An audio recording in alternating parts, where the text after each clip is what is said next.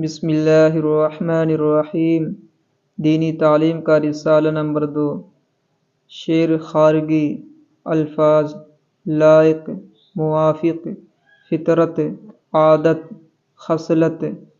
آپ صلی اللہ علیہ وسلم کچھ دن ماں کی گود میں رہے، پھر عرب کے دستور کے موافق گاؤں کی دودھ پلانے والی عورتیں آئیں اور عورتوں نے امیروں کے بچے لے لیے۔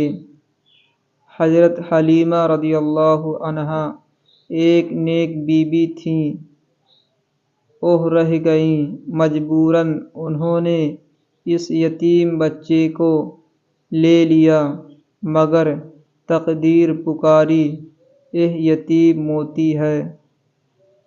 برکتوں سے حلیمہ کا گھر بھر گیا، اس کے گاؤں پر رحمتوں کی بارش ہونے لگی۔ 2 سال حضور صلی اللہ علیہ وسلم نے دودھ پیا۔ آپ صلی اللہ علیہ وسلم ہمیشہ داہنی طرف سے دودھ پیتے، بائیں طرف دوسرے دودھ شریک کا حصہ تھا۔ فطرتاً آپ صلی اللہ علیہ وسلم پسند نہ کرتے کہ اس کے حصے میں دخل دیں، گویا انصاف آپ صلی اللہ علیہ وسلم کی پیدائشی عادت تھی۔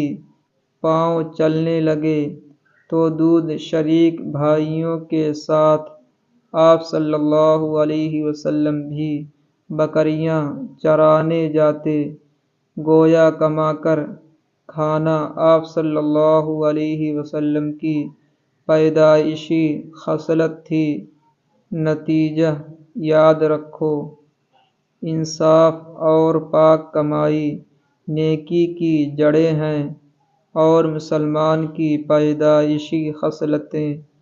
سوالات: احمد صلی اللہ علیہ وسلم کا کیا مطلب؟ محمد صلی اللہ علیہ وسلم کے کیا معنی؟ احمد نام کس نے رکھا اور محمد کس نے؟ آپ صلی اللہ علیہ وسلم کی دودھ پلانے والی ماں کا کیا نام تھا؟ آپ صرف ایک طرف کا دودھ کیوں پیا کرتے تھے؟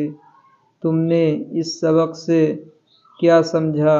مسلمانوں کی خصلتیں کیا ہونی چاہیے؟